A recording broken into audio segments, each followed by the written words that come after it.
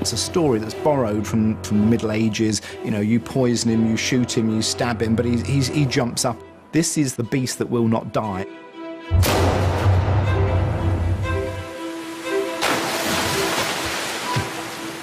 The corpse in the river was Gregory Rasputin. Holy man, political fixer, sex addict, mystic.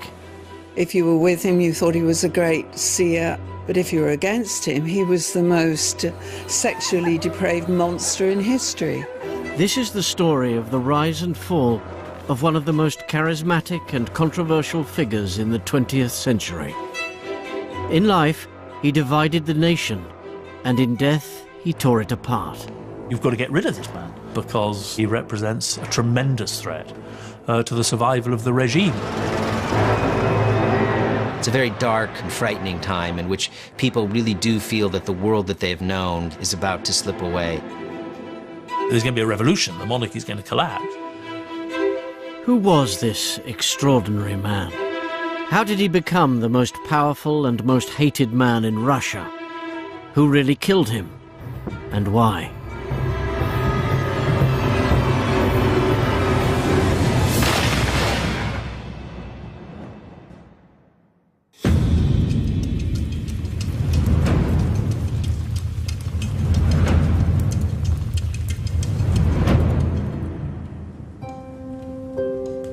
In December 1915, Alexei, beloved son of the Tsar and Tsarina, was fighting for his life. The Tsarina had waited 10 years for a son and heir, and Alexei was the answer to all her prayers. But he was gravely ill. He was a haemophiliac, and he was hemorrhaging blood. As he neared death, his terrified mother called the only person she trusted to treat him, Gregory Rasputin. Rasputin, of all the people who'd come and gone, and other prophets and seers and quacks and phony healers had offered their pennyworth of advice over the years, but Rasputin was the only one who had really been able to effectively help Alexei.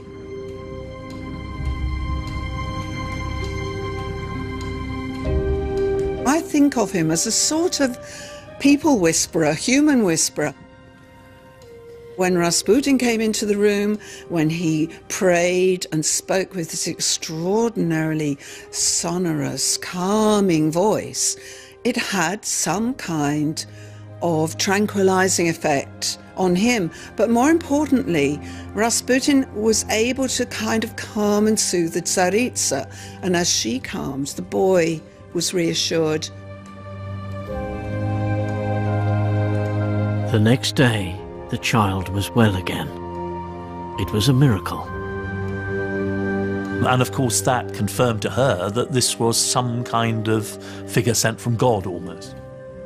So she clung to him so stubbornly, so passionately, and she would not hear a word said against him.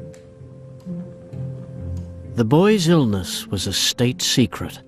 The future of the Romanovs depended on the healing power and discretion of one man, Rasputin. But Rasputin was from a very different world. Born in 1869 in a tiny village in Siberia, his childhood was marked by poverty and isolation. Married in his teens, he had 3 children in quick succession. But at the age of 28, after serving time for rape and horse theft, Rasputin was banished and set out alone for his new life as a wandering mystic. He was a pilgrim for many, many years, wandering barefoot through the cold, through the snow, through the rain, from monastery to monastery, church to church, in search of God and in search of meaning. I think he was shaped by Siberia in his independence. Siberia is very unlike the rest of Russia. There were no serfs there. There was no tradition of subservience. He was obviously no kind of priest. He was no kind of monk, as people sometimes call him. He was entirely self-proclaimed holy man. What was it that made him special? I think on one hand it was his true gifts that he definitely had. Even his enemies admitted that there was a certain power, a certain energy, sort of penetration through the eyes and everything, that able to look into people's souls. And I think there was also a good deal of ambition on his part. And I think this drove him to Petrograd.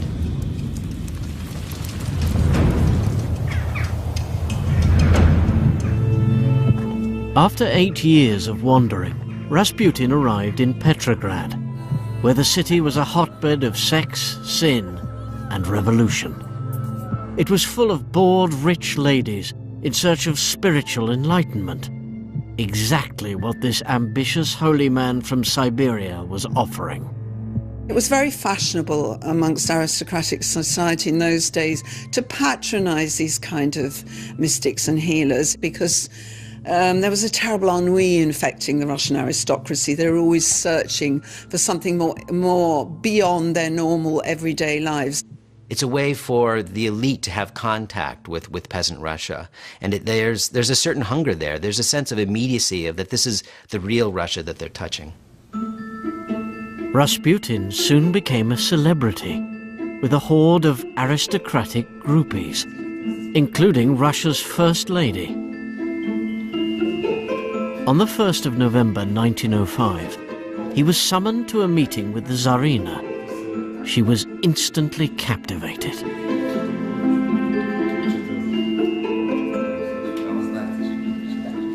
Rasputin's function for her, and for Nicholas too, was as a wise counsel. He was like a personal guru. Nicholas once said, he is the Russian soul. So through him, they thought they were having a contact with the 120 million plus muziks, the Russian peasants. Rasputin, who was a good reader of character, didn't take long to spot the truth about Tsar Nicholas. He was weak, he was physically brave, but morally utterly weak. He resented anyone who was cleverer than him. There's this story that Nicholas II was like a pillow. In other words, he bore the impression of whoever was the last one to sit on him. Rasputin realized that the real power lay elsewhere, with the Tsarina, and he saw something in her that he recognized in himself.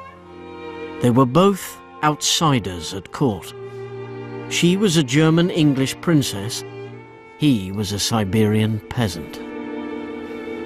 She was very isolated at court, very alienated, because most people at court actually disliked her. In fact, even her own relatives loathed her.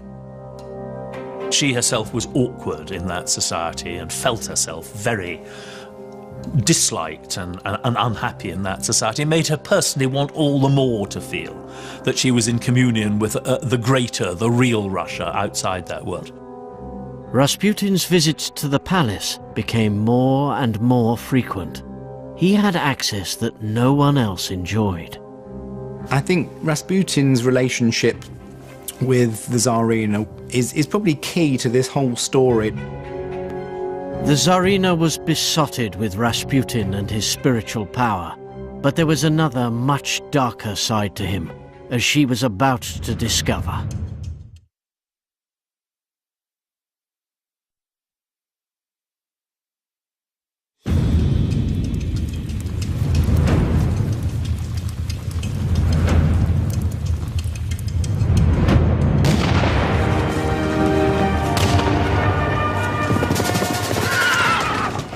By 1916, Russia had been at war for 2.5 years, 2.5 years of grinding, catastrophic losses.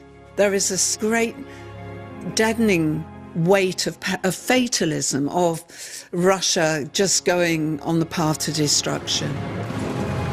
The country was being torn apart by war. Millions were dying at the front, and many were starving in the cities.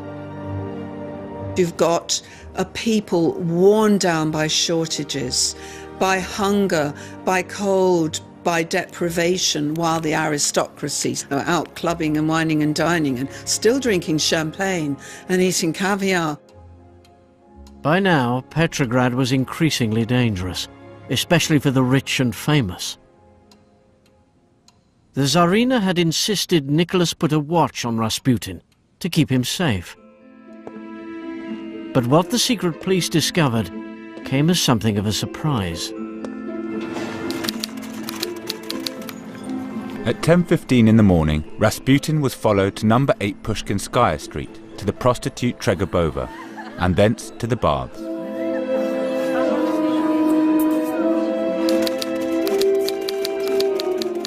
He paid scant attention to my petition, but plucked my face, then my breasts, mumbling all the time, "Kiss me, I have taken a fancy to you."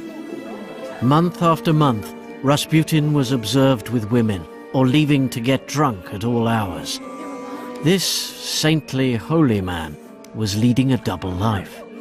He loved parties, he loved drinking, he loved womanizing, but particularly he liked indulging himself in sex and in food and in large quantities of drink. He had a rather sick habit of liking to paw women the first time he met them, rubbing his hands up and down their backs and over their chest and that sort of thing. Well, he was up to having a good time, basically, by 1916. And of course, he'd been tremendously spoiled by then. He was a deeply instinctual person. I think he was somebody, if he felt something, he acted on it. And that often got him, in bed with women, or it got him drunk. And it wasn't just prostitutes. Rasputin also had his pick of rich women who fell under the spell of his mesmerizing gaze. He did almost certainly have sex with high society ladies on a serial basis. So, yes, I think there was a sort of compulsive sexual drive. He would certainly have accepted sexual favours from women and from wives and relatives of people who wanted promotions in the army. Rasputin certainly, let's say, exploited his position in society without a shadow of a doubt. If the secret police reports had remained a secret, there may not have been a problem, but they didn't. By 1915, Petrograd was awash with seditious papers and scandal sheets, all with one aim: to discredit the Romanov family and loosen its grip on power. And these papers were soon full of the contents of the police reports. Rasputin sold newspapers. Gossip sells newspapers. And they would follow his every move. So literally there'd be a notice, in the newspapers. Rasputin left today on the number 5 train back to Siberia. What is he up to? When will he return? The stories became more and more lurid, extreme, and politically damaging.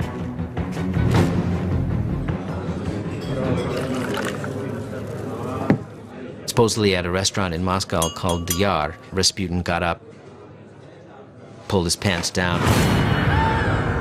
and waved his member saying, this is the tool that rules Russia and before which the empress bows down, etc., etc.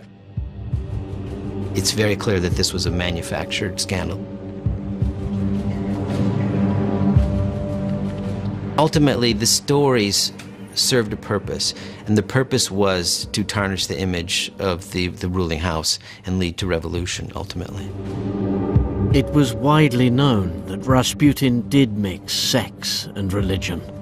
He was driven by this belief that the path to redemption and as self-improvement lay through sin, through committing sin and admitting to it and repenting and becoming a better person. But there was one story in particular that poisoned public opinion against Rasputin, and it wasn't just about sex.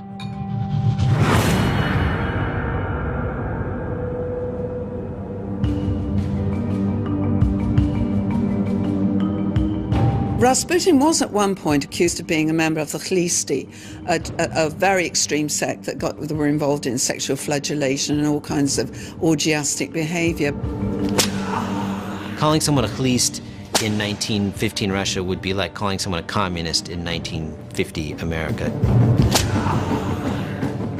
He wasn't actually a Khlist, but all these things stuck.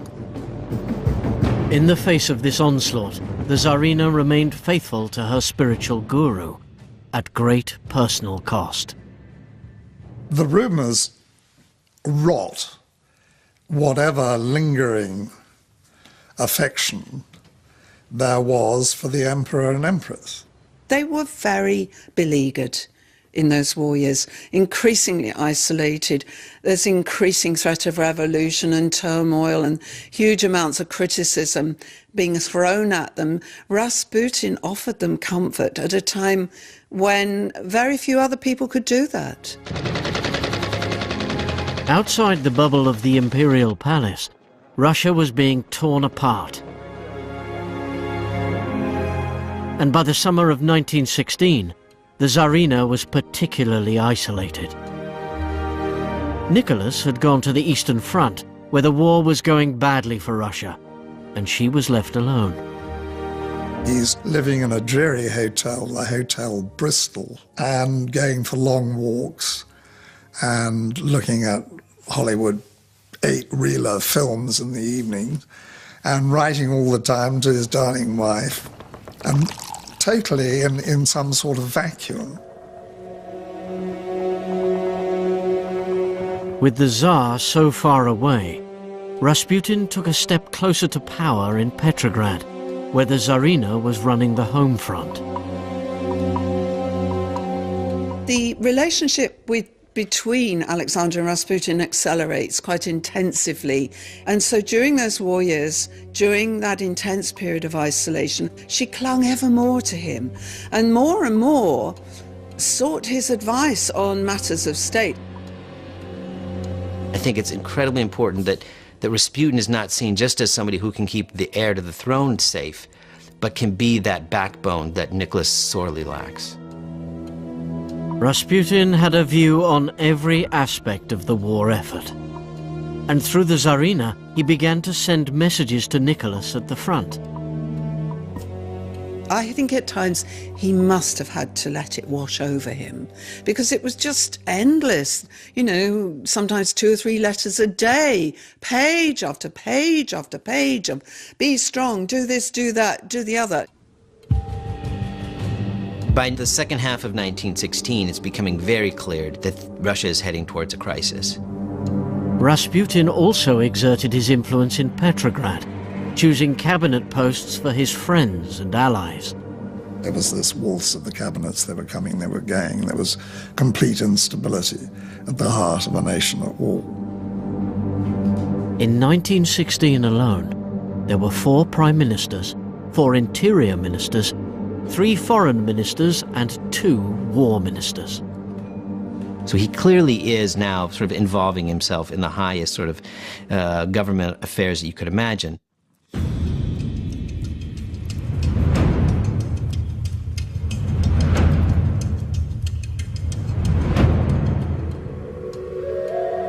But there was one appointment in particular that caused fury and shock.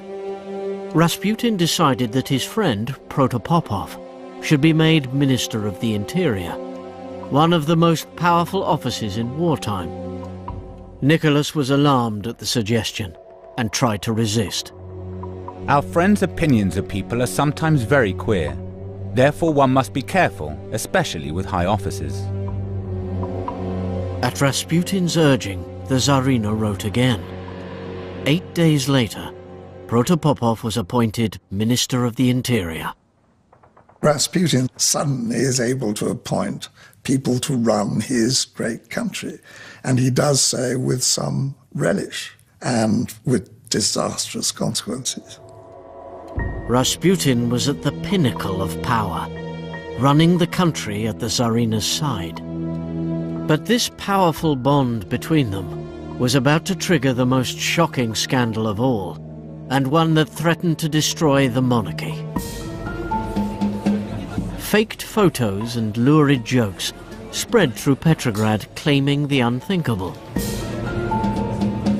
That the peasant Rasputin was having an affair with the Empress herself. There were grossly abusive cartoons in circulation, really nasty sexual cartoons of Alexander Rasputin. The most horrendous things were said. Clearly, he enjoyed sex and had it whenever he could. But never, of course, with the Tsarina. I mean, that is fiction. He had enough sense not to foul his own nest. I mean, the idea that Queen Victoria's rather prim granddaughter, the Empress Alexandra, had anything to do with any of this is, of course, rubbish. So those rumours had a cumulative effect that was just a constant assault on the integrity of the Emperor and Empress. If they believe in this debauched object, what sort of people are they? Why should we die for them? Incredibly, the Tsar did nothing. The rest of the Romanovs watched in horror as scandal and shame engulfed the royal household.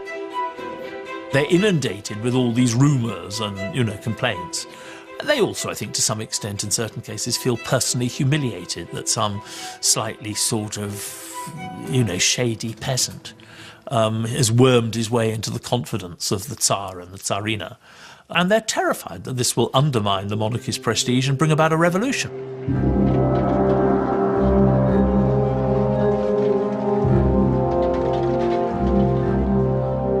Here is a country that's at war. It's lost 5 million dead, wounded and missing.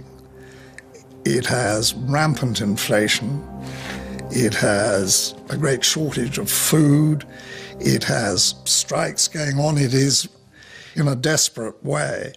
And here is Rasputin, who is very visible, going out to restaurants night after night, getting drunk, creating scenes, a lecture scene with society women. I mean, this is like, family dysfunction of an epic proportion. No one in the family could stomach the fact that Rasputin was still at court. Almost all of them spoke to Alexandra or to Nicholas about it at some point by final months of 1916, and each time they're rebuffed. Finally, in October 1916, the Romanovs sent a message to the Tsar with an ultimatum. Get rid of Rasputin, or the people will get rid of you.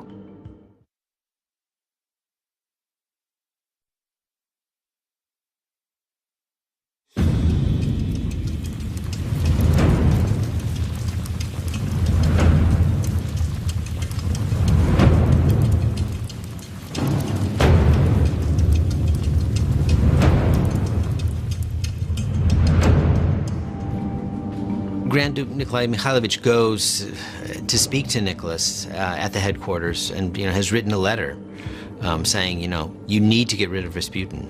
You know he's damaging. You know that we are sort of on a precipice. And the only thing that can potentially save the dynasty and save Russia is if you get rid of Rasputin and send him away. They're acting partly in self-defense, increasingly panic-stricken self-defense. But also, you've got to get rid of this man because he represents a tremendous threat to the survival of the regime. You stand on the eve of a new era of unrest, an era of assassination. This was the final warning from the family, and it could not have been clearer. But instead of dealing with it head-on, Nicholas sent the letter to his wife. And this provoked a furious response from Alexandra, who said he was a traitor, he was loathsome, he was vile. So the one attempt by the family to sort it out failed utterly. I mean, utterly. And, this only brings, I would say, Rasputin, Alexandra, and Nicholas closer together. Rasputin was now public enemy number one, both at court and across the country. But he also had a deadly enemy further from home.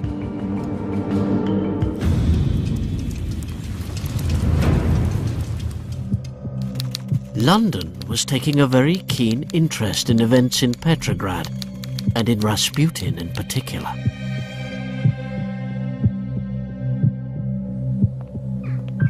Oswald Rayner, a British man living in Petrograd, had a top-secret mission: to do anything possible to prevent Russia from withdrawing from World War I.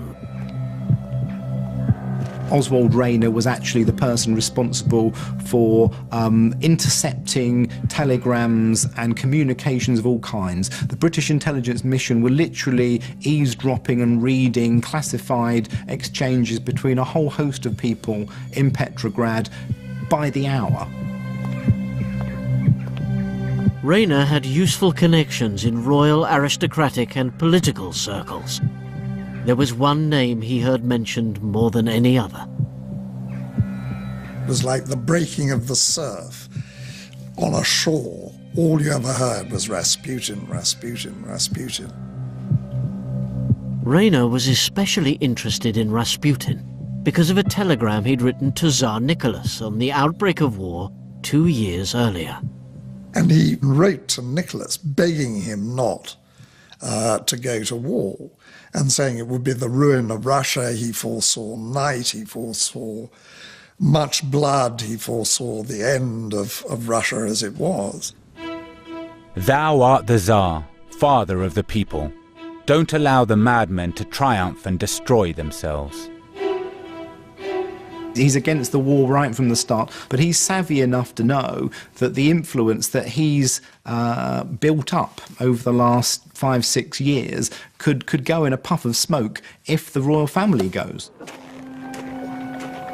Rayner was worried that Rasputin was still arguing his case against the war to the Tsar.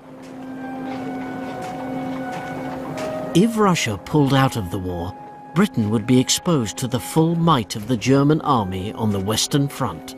If Nicholas had listened to Rasputin, you know, the history, not just of Russia, but the history of Europe and the world in the 20th century might have turned out very differently.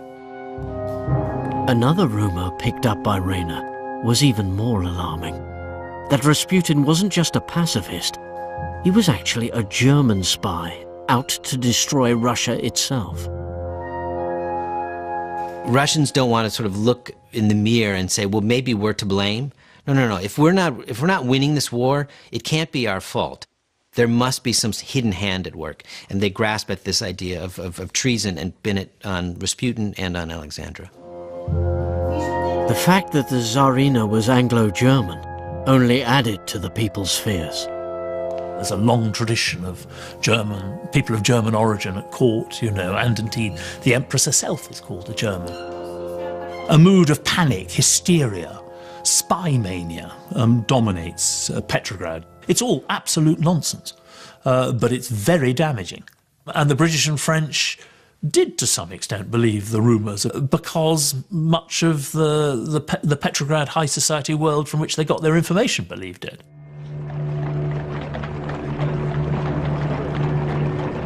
Rasputin was hounded by the press.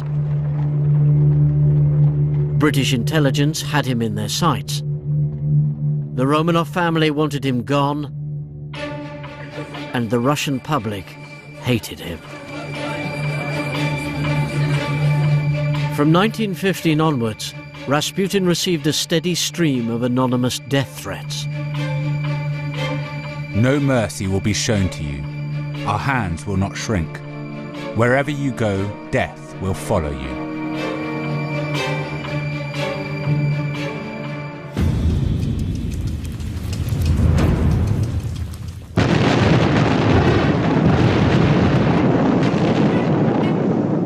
Rasputin was now an open target. One man in particular had him in his sights. On November the 19th, a firebrand populist called Vladimir Purishkevich stood up in the Duma and named Rasputin as the cause of Russia's tragic death toll in the war. All evil proceeds from those dark forces, from influences headed by Gregory Rasputin. His style was deliberately confrontational. He was the extreme Jew-hating, right-wing politician.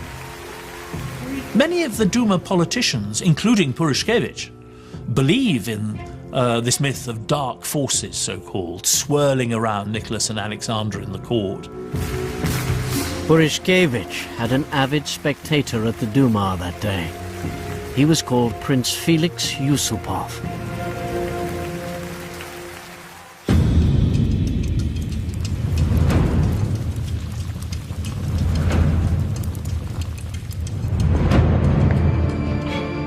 The next day, Rasputin received an unexpected visitor.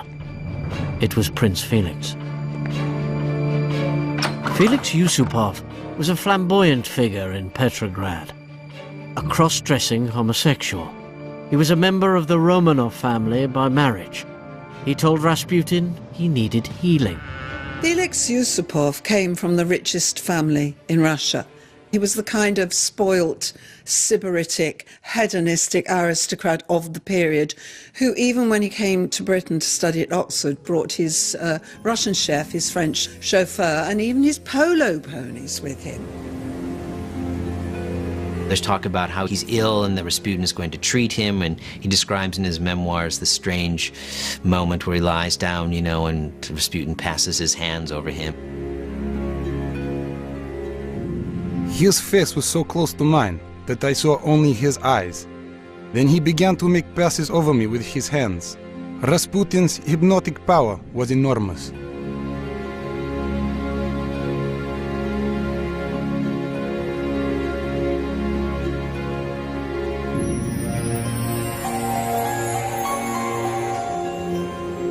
I think initially it's trying to win his trust because, again, you know, Rasputin is a very savvy individual. You know, his guard would have been, you know, raised.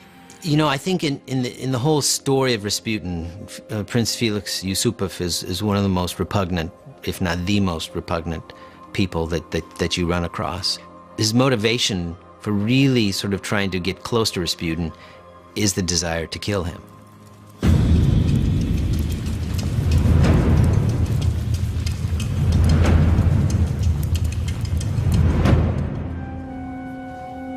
As Yusupov drew Rasputin closer, he was hatching a plot with two of Rasputin's key enemies, Purishkevich, the rabble-rousing speechmaker at the Duma, and a young aristocrat, Duke Dmitry Pavlovich, the blood nephew of Tsar Nicholas.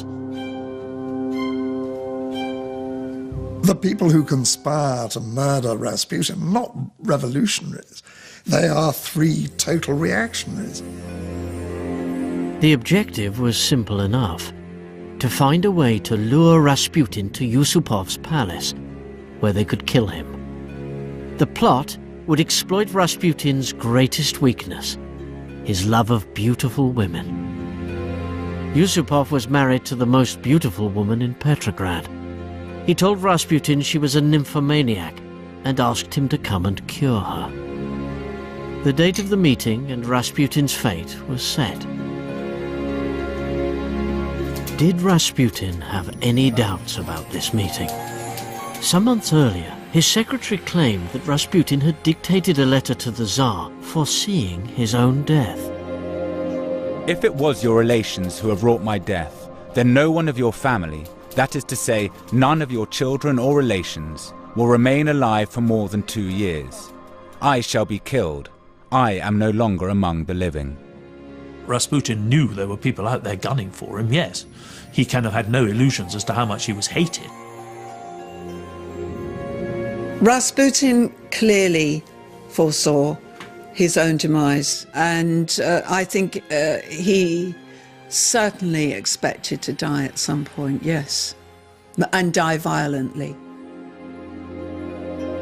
You never know where the next bullet's coming from, and I'm sure Rasputin understood that.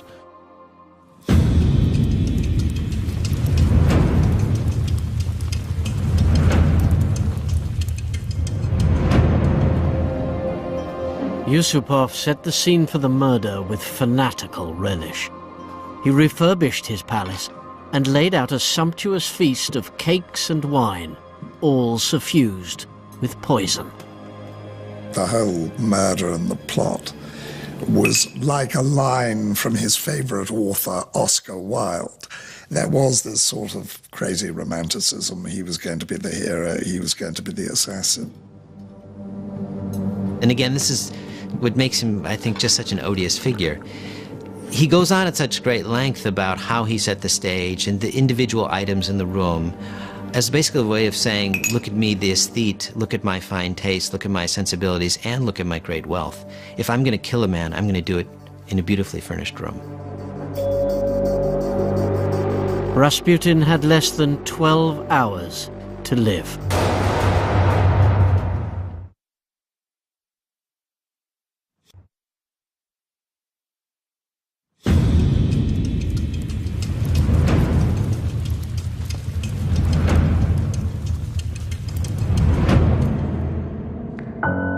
The grisly tale of Rasputin's death has a remarkable source. It comes direct from the memoirs of the murderer himself, Prince Felix Yusupov. I rang the bell. "Who's that?" called a voice from inside. "It is I, Rasputin. I've come for you." This is not an invitation from your next-door neighbour. You know, you don't, on the whole, expect to be murdered by the Tsar's nephew-in-law. As Yusupov ushered Rasputin into the murder room, he apologized. Irina was delayed with other guests. Perhaps he would like to make himself comfortable. I hesitated before handing him the cake sprinkled with cyanide.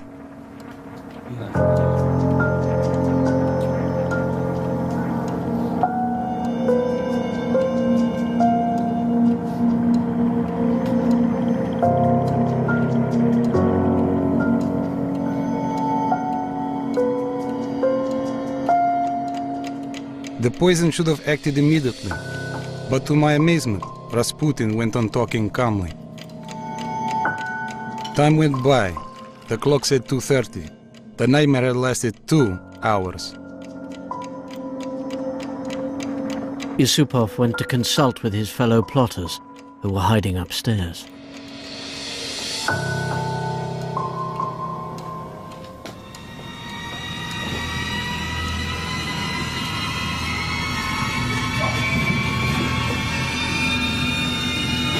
I took Dmitri's revolver and went back to the basement.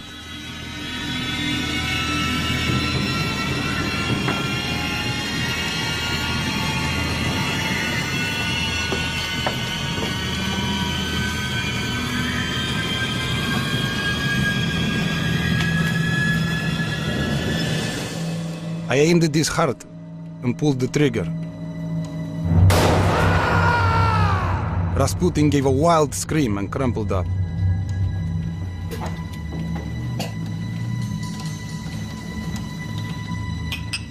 The men celebrated before disposing of Rasputin's body. As we talked, I was suddenly filled with a vague misgiving.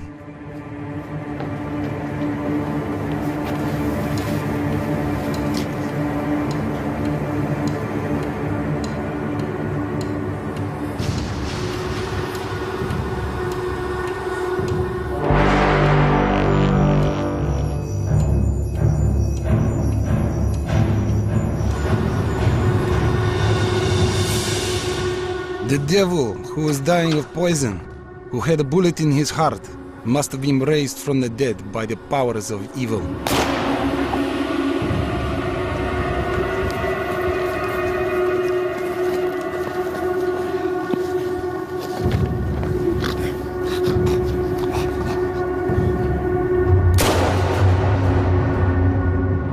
Felix Yusupov's detailed account of the murder has made it one of the most infamous assassinations in history. But the story doesn't add up. The thing that's frustrating historically is how much of this is just pure invention. It's a story that's borrowed from the Middle Ages. You know, you poison him, you shoot him, but he jumps up and he's sprinting across the courtyard.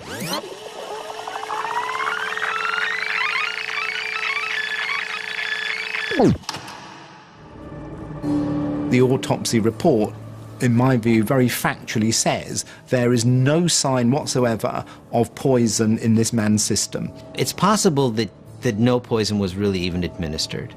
It's also possible that if it went in the cakes, they were not eaten, because we do know Rasputin didn't like sweets. That's not all.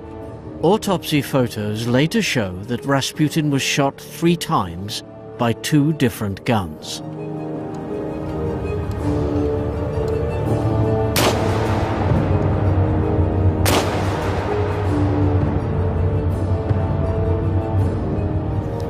The fatal shot to the head, which Yusupov claims to have fired himself, came from another gun.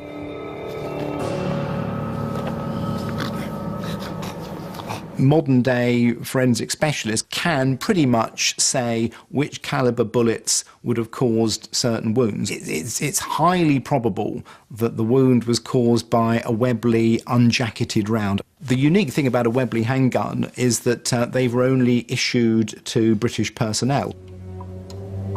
So was Yusupov hiding an even darker secret?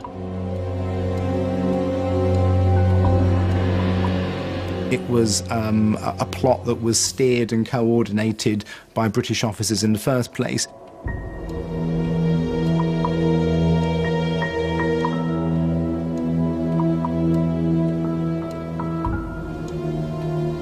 We know that Rayner and Yusupov are friends from university. I think they'd been members of the Bullingdon Club together at Oxford. So there is a very strong link, a friendship between those two men. Within hours of the body being discovered, word on the street is that the British are responsible. This is a story that gains credibility very, very quickly. And the Tsar even quizzes the head of the British intelligence mission about these rumours.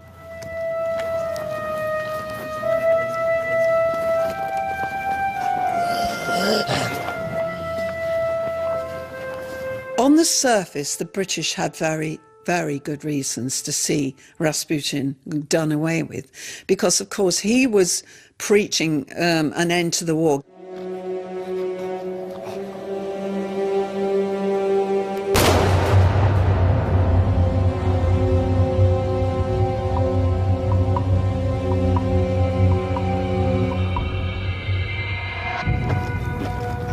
But it was Yusupov's version that very quickly became the official one, because he, Purushkevich and Pavlovich confessed immediately.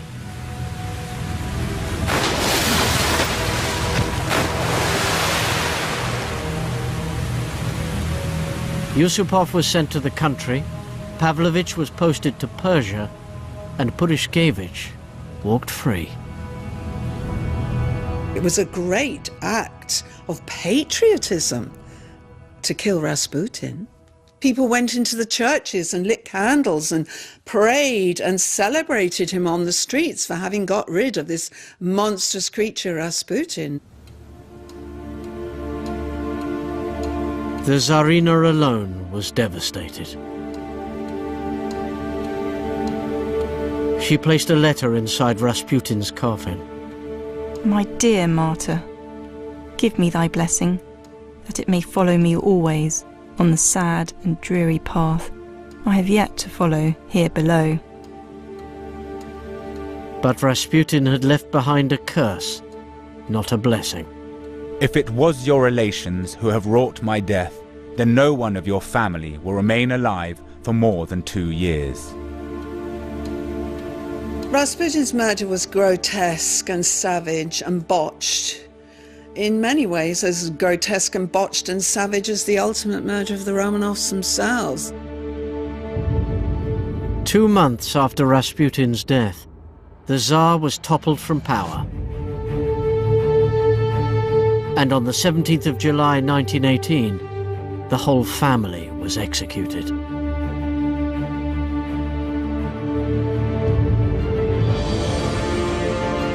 In 1649, the King of England, Charles I, was put on trial for treason, found guilty and beheaded.